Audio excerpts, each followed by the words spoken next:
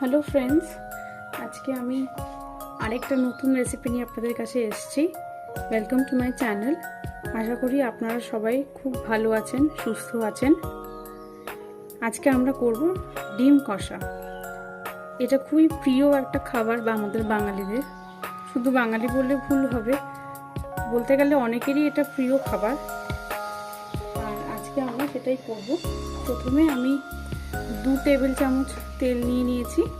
এবারে তেলটা একটু গরম হলে পরে আমি ডিমগুলো ছেড়ে একটু ভেজে নেব। তেলটা গরমও হয়ে গেছে ইতিমধ্যে।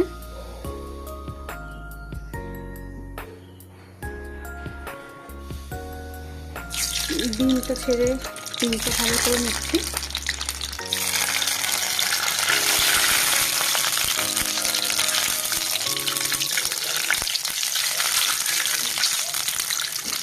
পাশাপাশি ডিমের কষাতে আমি একটু আলু দেব। আলুটাকে আমি একটু হালকা ভাপিয়ে রেখেছিলাম, সেই ভাপানো আলুটাকেও একটু ভেজে নেব ডিমের সাথে।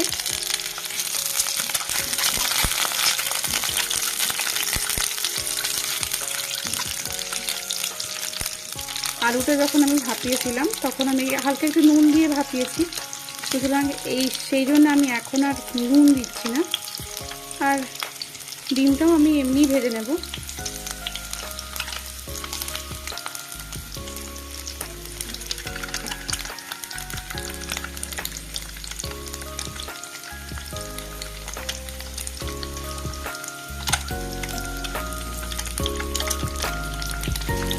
ডিমগুলো আমার ভাজা হয়ে গেছে। এবার আমি ডিমগুলোকে তুলে নেব একটা বাটিতে। আর এবার আমি ফ্লেমটাও বাড়িয়ে দিয়েছি। এবার আলুগুলোকে একটু হালকা গোল্ডেন করে আমি ভেজে নেব, বেশি লাল করার দরকার নেই।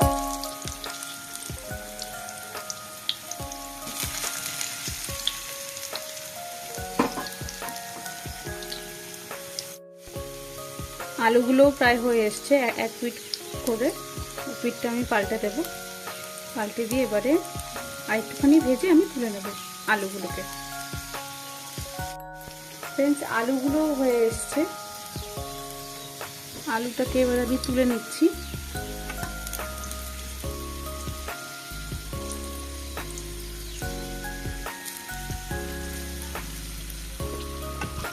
এরপরে আমি আলুটাকে উঠিয়ে নেওয়ার পর এটার মশলাটার জন্য আমি ফার্স্টে 2 টেবিল চামচ তেল দিয়েছি। আমি আর তেল ইউজ করবো না। ফার্স্টে এটার মশলার জন্য আমি দেবো হচ্ছিল 1/4 টিস্পুন জিরে, 2 ছোট তেজপাতা আর গোটা গরম মশলা।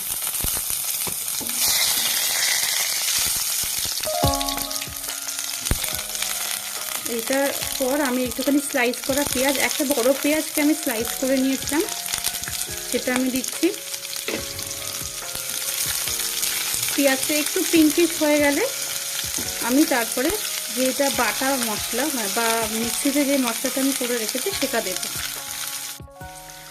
ফ্রেন্ডস, আপনারা দেখতেই পাচ্ছেন পেঁয়াজটা বেশ ট্রান্সলুসেন্ট হয়ে গেছে, গোল্ডেন গোল্ডেন হয়ে গেছে। এবারে আমি আদা, পেঁয়াজ আর রসুন বাটাটা দিয়ে দেবো। এখানে আমি ছোট সাইজের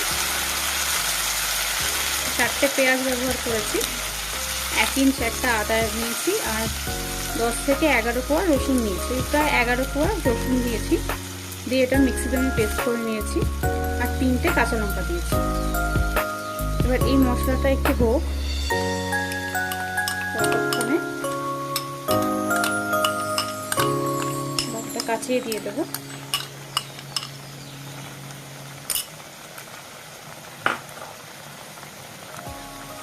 এই মশলাটা আমি মিডিয়াম ফ্লেমে রাখছি, বেশি হাই ফ্লেমে রাখছি না, কারণ নইলে পুড়ে যেতে পারে। যেহেতু বাটা করা, যেহেতু পেস্ট করা পেঁয়াজ, সেই জন্য আমি এটা মিডিয়াম ফ্লেমেই ভাজবো। আপনারা দেখতেই পাচ্ছেন মশলাটা একটু বাদামি বাদামি হয়ে এসছে। এবারে আমি এখানে কুচি করে রাখা টমেটোটা দেব। আপনারা চাইলে মিক্সিতে পেস্ট করেও দিতে পারেন। আমি একটা ছোটো সাইজের টমেটো ইউজ করেছি। আপনারা চাইলে আমার মতন টুকরো টুকরো করেও দিতে পারেন।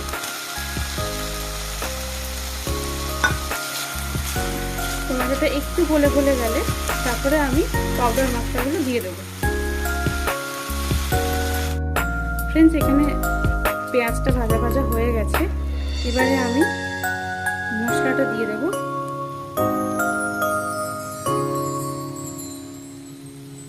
কোয়ার্টার স্পুন আমি হলুদ দিলাম,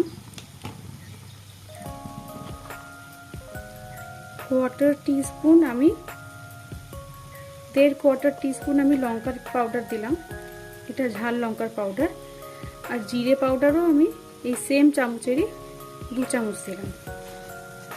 ফ্রেন্ডস, আমি ভালো করে মশলাটাকে এবার কষাবো, কারণ এই স্টেজে যদি আপনারা ভালো করে মশলাটাকে না কষান টেস্টটা কিন্তু ভালো আসবে না। সুতরাং ভালো করে মাখিয়ে নিয়ে কষাবো এবার আমি এটাকে। আর প্রয়োজন পড়লে একটু জল দিয়ে দিতে হবে। যেমন এখানে আমার খুব ড্রাই হয়ে গেছে, তো আমি একটুখানি জল ব্যবহার করব, সামান্য একটুখানি জল, বেশি না। ওই মিক্সি ধোয়া যে জলটা যেটা বেরিয়েছিল আমি এখানে সেইটা ব্যবহার করব।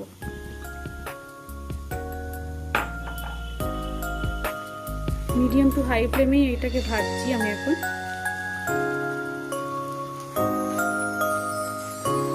যতক্ষণ না তেল ছেড়ে আসছে আর একটা সুন্দর ভাজা ভাজা গন্ধ হচ্ছে ততক্ষণ এটাকে আমি ফ্রাই করব বা কষাবো।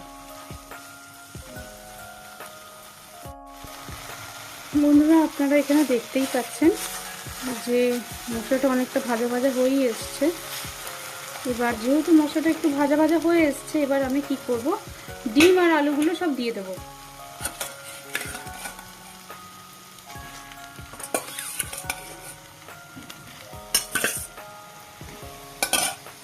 দিয়ে ডিম আর আলুটা দিয়ে ভালো করে কষাবো, কারণ তাহলে আলুটাতেও একটু মশলাটা ঢুকে যাবে আর ডিমগুলোও তাকিয়ে থাকবে না একদম গ্রেভির মধ্যে।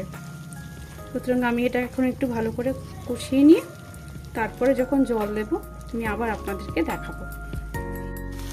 ফ্রেন্ডস, আমি এখন একটু এখানে জল দেব যাতে ভালো করে আর একটু মেশাতে পারি। আমি জল দিতে হচ্ছে তার কারণ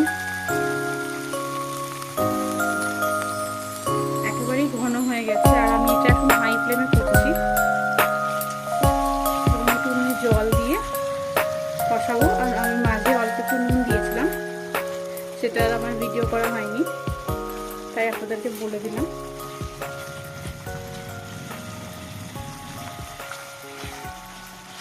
গন্ধ তো খুব সুন্দর বেরিয়েছে, গন্ধ একটা খুব সুন্দর একটা ভাজা ভাজা গন্ধ পাচ্ছি। আমি এরকমভাবে আরেকটু মিনিট 3 আরেকটু কষিয়ে নিয়ে তারপরে গ্রেভির জন্য জল দেব। ফ্রেন্ডস, এখানে আমার মশলাটা কষে গেছে। আমি মাঝে আরেকবার একটু জল দিয়েছিলাম, এটা কষে গেছে। এবারে আমি একটু জল দিয়ে চাপা ঢাকা দিয়ে দেবো যাতে আলুগুলো আর একদম ভালো করে সিদ্ধ হয়ে যায়। যেহেতু আমি ভাপিয়ে নিয়েছিলাম আলুটাকে, সেই জন্যে আমার অতটা সেদ্ধ না হলেও চলবে, অনেকটাই হয়ে এসছে। তারপর ভাজাও করেছি, কিন্তু আলুটা আর একটু সেদ্ধ হবে। সুতরাং আলুটাকে আর একটু সেদ্ধ করে নেব। আর এটাতে আমি একটুখানি জল দিয়ে দিলাম, দিয়ে এবার চাপা ঢাকা দিয়ে দেব। আর স্বাদ অনুসারে আমি নুনটা এর মধ্যে এখন অ্যাড করে দেব, যাতে নামানোর সময় আর আমাকে নুনটা অ্যাড না করতে হয়। আমি যখন পেঁয়াজের পেস্টটা করেছিলাম, পেঁয়াজ আদা রসুনের, তখন 3টে কাঁচা লঙ্কা দিয়ে করেছিলাম। আপনারা চাইলে শুধুমাত্র পাউডার লঙ্কা দিয়েও করতে পারেন, সেটা আপনাদের চয়েস। আমরা যেহেতু একটু ঝাল ঝাল পছন্দ করি, সেজন্য আমরা লঙ্কা 3টে দিয়েছি, আবার তার সাথে পাউডার লঙ্কাও দিয়েছি। জল দিয়ে দিয়েছি, এবার আমি একটু নুন দিয়ে দেবো। এটা কিন্তু ফ্রেন্ডস আমরা খুব গ্রেভি নামাবো, একেবারে ঝোল ঝোল কিন্তু এটা হবে না। সুতরাং এর বেশি জল আমি আর দেব না, যাতে আলুটা ভালো করে সেদ্ধ হয়ে যায়। এটা একটু কম ফ্লেমে রেখেই আমি একবার করব রান্নাটা। ফ্রেন্ডস, আমাদের ডিম কষাটা হয়েই এসছে। একটু জলটা আমি শুকিয়ে নেব। জলটা আমি দিয়েছিলাম আসলে আলুটা যাতে সেদ্ধ হয়ে যায়, তো আলুটা সেদ্ধ হয়ে গেছে। তো এখন আমরা জলটাকে একটু কমিয়ে নেব, আর নামানোর আগে যদি নুন মিষ্টি যা লাগবে সেটা দেবো। ফ্রেন্ডস, আপনারা চাইলে এর মধ্যে আলু ছাড়াও করতে পারেন। আমি আলু দিয়েছি, এটা আমার পার্সোনাল প্রেফারেন্স। আপনারা আলু নাও দিয়েও করতে পারেন। ফ্রেন্ডস, এটা হয়ে এসেছে। এইটুকুনি গ্রেভি আমি রাখবো, কারণ এটা আমি ভাতের সাথেও খাবো, রুটির সাথেও খাবো। আপনারা এটা ভাত, রুটি, নান যেটার সাথে ইচ্ছে খেতে পারেন। তো আমি একটুখানি এর মধ্যে নুন মোটামুটি ঠিকই আছে, আমি সামান্য একটুখানি চিনি দেব ব্যালেন্স করার জন্য। আর আরেকটা কথা বলবো, এটা খুব ভালো হয়েছে। আমি একটু টেস্ট করে দেখলাম, যেহেতু নুনটা আমাকে দেখতেই হবে। খুবই ভালো হয়েছে, সুস্বাদু হয়েছে। আপনারা যদি এইভাবে বানান তাহলে পরে খুব ইজিলি আর খুব কম সময়ের মধ্যে, কম ঝক্কির মধ্যে ডিম কষা খেতে পারবেন। সুতরাং চলুন, এটা যেহেতু হয়ে গেছে, মিষ্টিটাও দিয়ে দিলাম, মিশিয়ে দিলাম। এবার আমরা চলুন এটাকে একটুখানি নামিয়ে নিই, সার্ভ করে নিই। চলুন ফ্রেন্ডস, আমরা আমাদের যে ডিম কষা যেটা আমরা করলাম সেটা এবার আমরা একটু সার্ভ করে নিই। আপনারা দেখতেই পাচ্ছেন রংটা কতটা ভালো এসেছে। আপনারা যদি এইভাবে করেন খেতেও যেমন টেস্টি হবে, এটা একটা হেলদিও রেসিপি। খুব বেশি মশলার প্রয়োগ নেই, খুব কমন কিছু মশলা দিয়ে করেছি। ফ্রেন্ডস, আমাদের ডিম কষা আজকে রেডি হয়ে গেছে। আপনারা দেখতেই পাচ্ছেন কতটা লোভনীয় লাগছে দেখতে। যতটা ভালো গন্ধ বেরিয়েছে ততটাই ভালো টেস্ট হয়েছে এটা। আপনারা এরকমভাবে ট্রাই করতে পারেন, আর আমাকে নিচে কমেন্ট সেকশনে অবভিয়াসলি জানাবেন আপনাদের ভিডিওটা কেমন লাগলো, ভালো লাগলো কি না, বা এটাকে বেটার করার জন্য কোনো সাজেশনস আপনাদের কাছে যদি থাকে তাহলে আপনারা নিশ্চয়ই আমাকে দিতে পারেন কমেন্ট সেকশনে। Thank you for watching. দেখা হচ্ছে পরের আরেকটা ভিডিওতে।